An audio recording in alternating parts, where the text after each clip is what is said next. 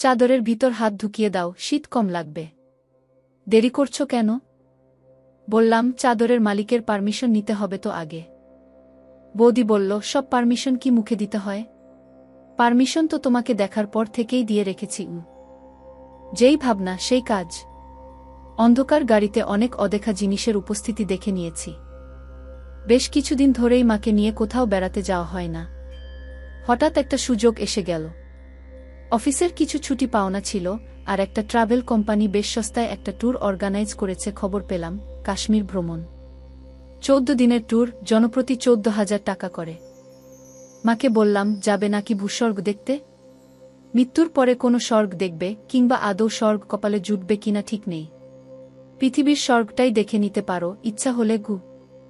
মাও অনেকদিন বাইরে যায় না বলে হাঁপিয়ে উঠেছিল। মনে মনে শুনেই রাজি হয়ে গেল। সেদিনই বুক করে দিলাম দুজনের জন্য। ট্রাভেল কোম্পানিটা আসলে কয়েকজন যুবক মিলে একটা গ্রুপ, নাম পাখির ডানা ট্যুর অ্যান্ড ট্রাভেলস। নামটা বেশ মজার, আর ছেলেগুলো আমারই বয়সী। ওদের সাথে আলাপ হলো। 5 বন্ধু মিলে ট্যুরটা কন্ডাক্ট করে। আমাদের সঙ্গে যাবে 2 জন, আর থাকবে কয়েকজন হেল্পিং হ্যান্ডস, যেমন রান্নার লোক, কাজের লোক, মালপত্র বহন করার লোক ইত্যাদি। যে ট্যুরটা সুপারভাইজ করবে তার নাম তরুব্রত চৌধুরী। তরুদা আমার চাইতে 5-6 বছরের বড় হবে। সমস্ত প্ল্যান শুনে সেই মতো বুকিং করলাম। ট্যুর শুরু হবে নভেম্বরের 6 তারিখ, ফিরব 20 তারিখ। জোগাড়যন্ত্র করতে করতে দিনটা এসে গেল। মাকে নিয়ে একটু আগেভাগে হাওড়া স্টেশনে পৌঁছে গেলাম। বড় ঘড়ির নিচে সবার জমায়েত হওয়ার কথা। দেখলাম অনেক লোক এসে গেছে। লোকজনের সংখ্যা দেখে প্রথমে দেবতার গ্রাস এর সেই লাইনের কথা মনে পড়ল।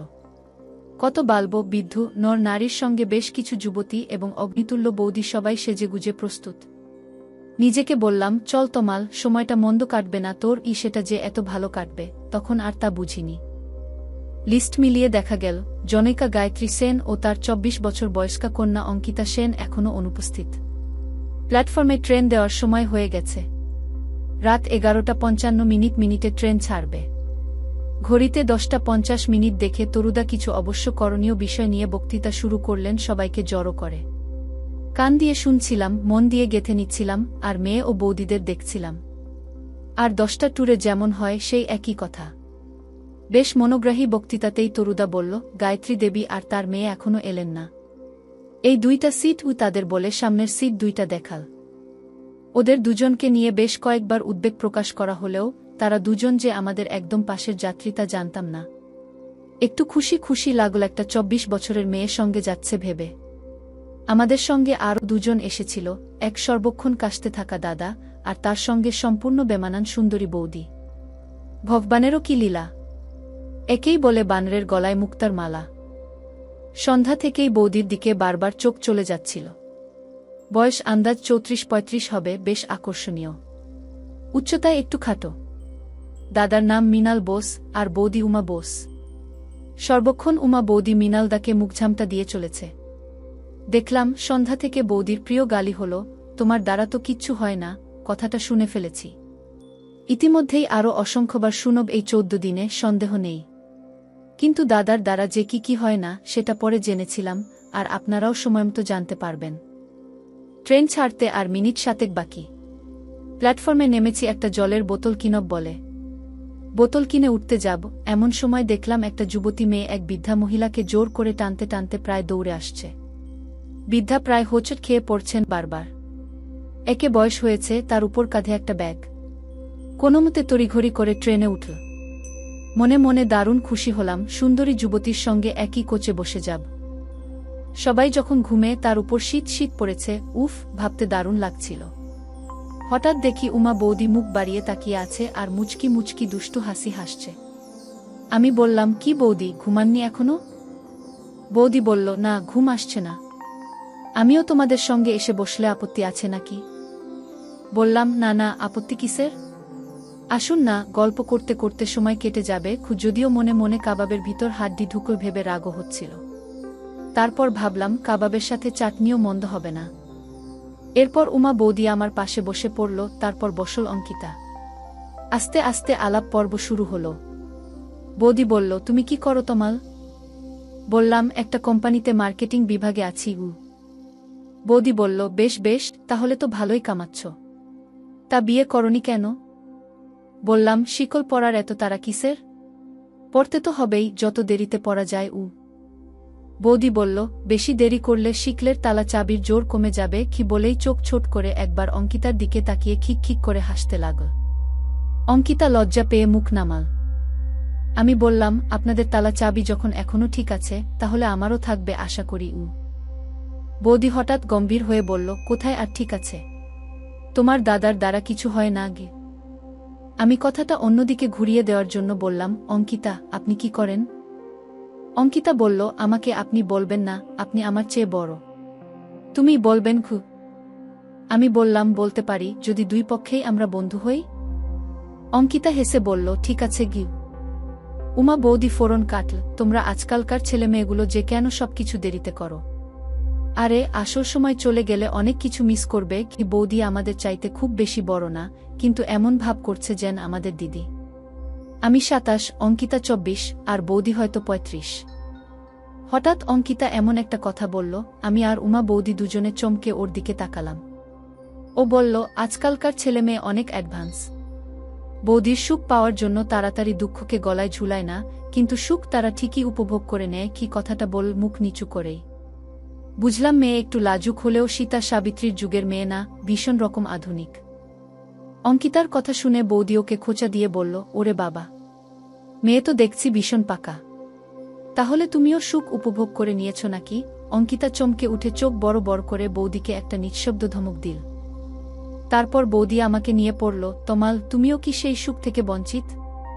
নাকি তোমার পকেটের সিল খোলা হয়ে গেছে? আমি একটা চোখ টিপে বৌদিকে অর্থপূর্ণ ইঙ্গিত দিলাম। অঙ্কিতার দিকে তাকিয়ে বুঝলাম ইঙ্গিতটা অঙ্কিতাও দেখে ফেলেছে, কারণ ঠোঁটের কোনায় এক টুকরো হাসি তখনও বোঝা যাচ্ছে। বৌদি হঠাৎ আমার কানের কাছে এসে বলল, আরে বাস, এই বলো না, কার সাথে করেছ? অঙ্কিতার সামনে আর অল্প পরিচিত বৌদির মুখে এমন খোলামেলা কথা আমার মতো ছেলেকে অস্বস্তিতে ফেলে দিল। আমিও তেমনি গলা খাটো করে বললাম, অন্য একদিন বলব গোপনে গিয়ে।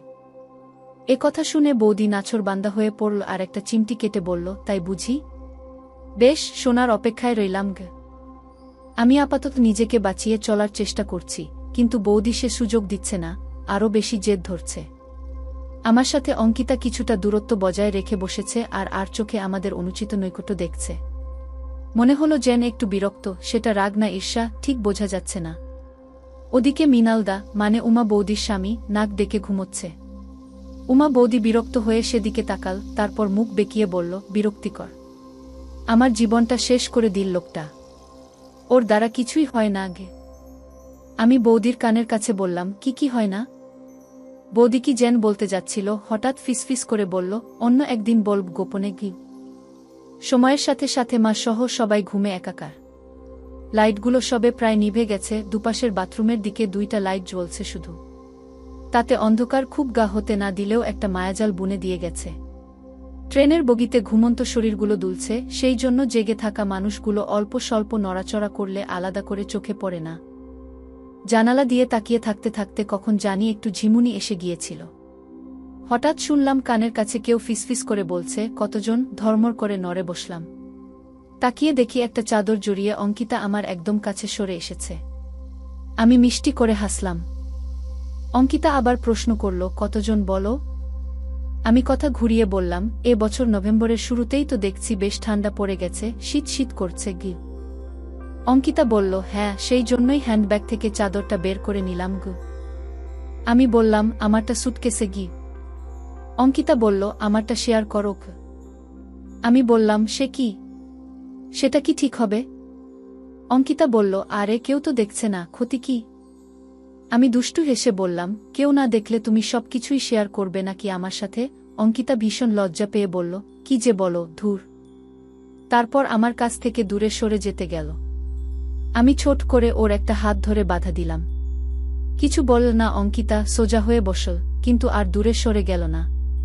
একটু সময় নিয়ে আবার জিজ্ঞেস করল, কতজনের সাথে করেছ? বললাম, হ্যাঁ, তা বেশ কয়েকজন গু। অঙ্কিতা বলল, বুঝলাম, এতজন যে সংখ্যায় বলা যাচ্ছে না। আমি হেসে বললাম, ঠিক তা নয়, গুণে বলাই যায়, কিন্তু গোনার মতো স্পেশাল নয় সবাই। শুরু হয়ে গেল আর শেষও হয়ে গেল, তাই আলাদা করে মনে রাখি না। অঙ্কিতা বলল, স্পেশাল নয় সবাই? তার মানে কেউ কেউ স্পেশাল, তারা কয়েকজন? আমি বললাম, এক রাতেই সব শুনে ফেলবে? তাহলে বাকি 14 দিন কি বলবো? আর সেগুলো তো শুধুই গল্প, সেগুলো শোনার মতো কিছু না। সে বলল, হোক, তবু শুনবু। বললাম, ঠিক আছে, বলবো তোমাকে, তবে এখন নয়। এখন তুমি একটু ঘুমিয়ে নাও। কিছুক্ষণ পর অঙ্কিতা বলল, বাথরুমে যাব, একটু চলো না প্লিজ গু। আমি ওর সাথে বাথরুম গেলাম, নিজেরও যাওয়া দরকার। অঙ্কিতা বেরোতেই আমি ঢুকলাম, তারপর নিজেদের জায়গায় এসে বসলাম। অঙ্কিতা কোনো কথা বলল না, শুধু মিষ্টি করে একটু হাসল। আরও কিছুক্ষণ পরে আকাশ ফর্সা হল, আরোহীরা একে একে জেগে উঠছে। একসময় দেখলাম উমা বৌদি আমাদের দেখে অদ্ভুত একটা হাসি দিল। তারপর গুড মর্নিং বলে বাথরুমে চলে গেল ফ্রেশ হতে। একটু পরে ফিরে এসে আমাদের পাশে বসল, বলল, তোমাদের তো ঘুম হয়নি সারা রাত। এবার তোমরা একটু ঘুমিয়ে নাও, আমি মালপত্র পাহারা দেবগু। অঙ্কিতা বলল, না, আমি একটু ঘুমিয়েছি, তোমাদের ঘুম হয়নি সারা রাত। উমা বৌদি চোখ শুরু করে অঙ্কিতার কানের কাছে ফিসফিস করে বলল, আমি সব দেখেছি, ওইরকম বালিশে শুলে কি ঘুম হয়? যাও যাও, একটু ঘুমিয়ে নাও, সামনে আরও একটা রাত তোমাদের জাগতে হবে। উমা বৌদির কথা শুনে অঙ্কিতার মুখ ফ্যাকাশে হয়ে গেল। বৌদি কি তাহলে সব দেখে ফেলেছে? সবাইকে বলে দিলে তো কেলেঙ্কারি হয়ে যাবে। চোরো চাহানিতে অঙ্কিতা আমার দিকে চাইল। আমিও চোখের চাহানিতে ওকে আশ্বস্ত করলাম, কারণ জানি উমা বৌদিও ধোয়া তুলসী পাতা নয়। কিন্তু অঙ্কিতার উৎকণ্ঠা বৌদি কমিয়ে দিল।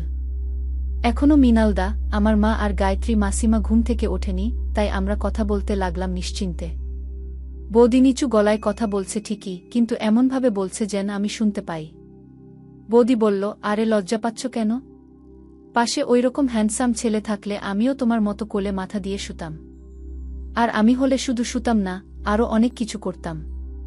এতক্ষণে ওর যন্ত্রপাতির মাপ আর কাজ করার ক্ষমতার পরীক্ষাও নেওয়া হয়ে যেত আমার। এই বলেই খ্যাক খ্যাক করে হাসি দিল। দেখলাম অঙ্কিতার মুখে লালচে আভা দেখা দিল। আমি মনে মনে হাসলাম আর ভাবলাম, বৌদি, তুমি অঙ্কিতার চাইতে 10 বছরের পুরনো মডেল। অঙ্কিতা তোমার চাইতে অনেক অ্যাডভান্স। সে যন্ত্রপাতির মাপ আর কাজ করার ক্ষমতাই শুধু পরীক্ষা করেনি, সেটা দিয়ে প্রোডাকশনও করেছে আর প্রোডাক্ট টেস্ট করেও দেখে নিয়েছে।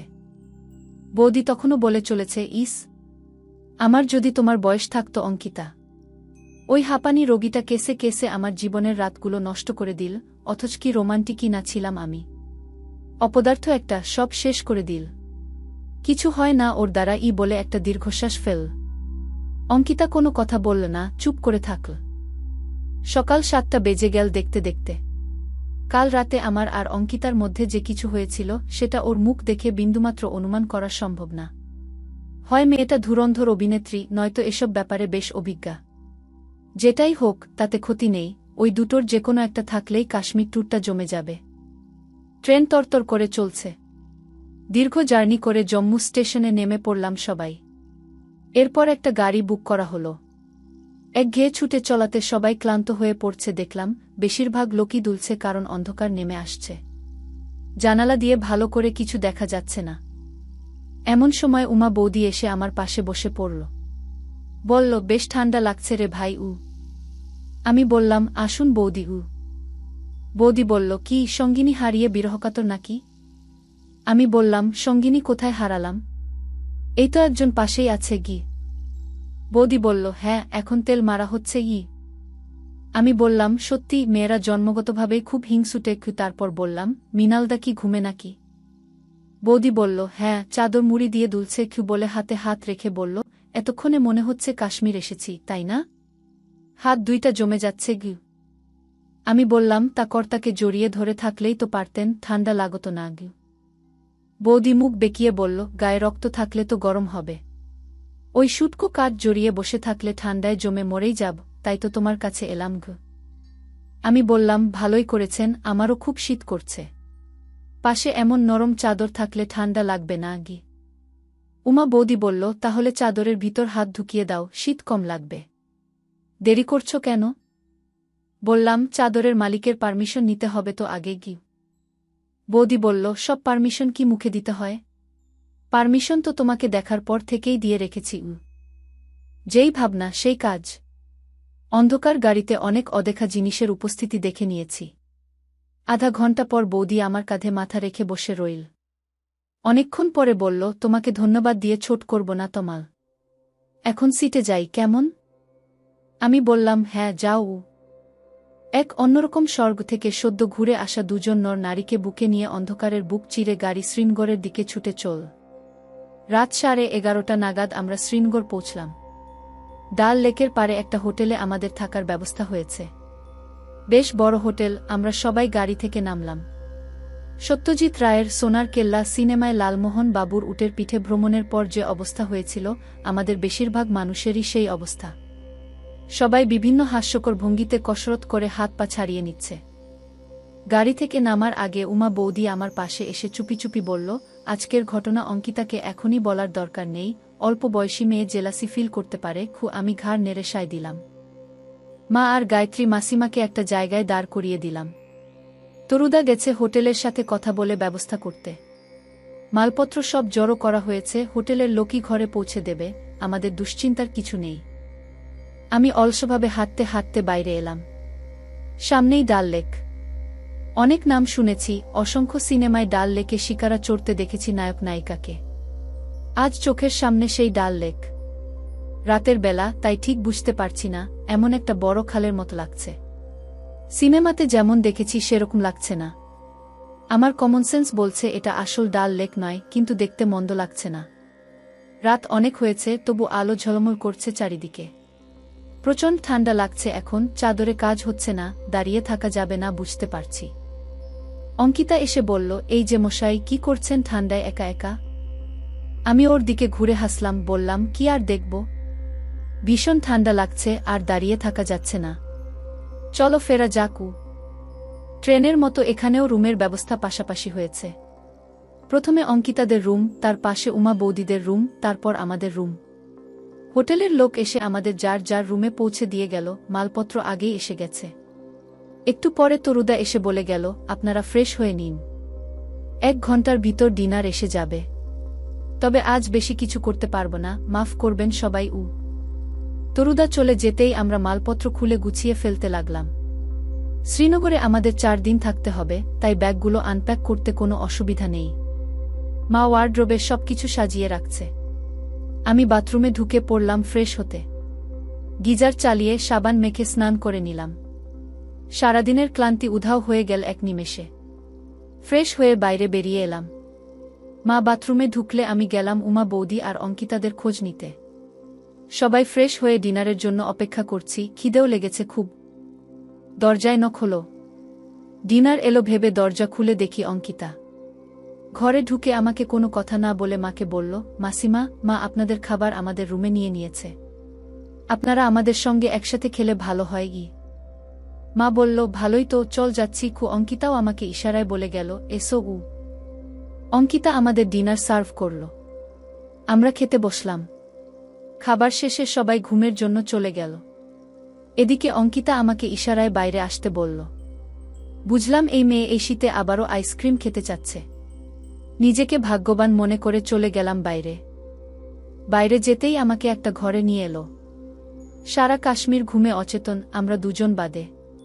কনকনে শীতের মধ্যে দুজনের সাথে অনেক ঘটনা ঘটে গেল। সেদিন ট্রেনের অন্ধকারে ভালোভাবে দেখতে পাইনি, আজ লাইটের আলোয় ভালো করে দেখেছি। বাহ, কি অপরূপ!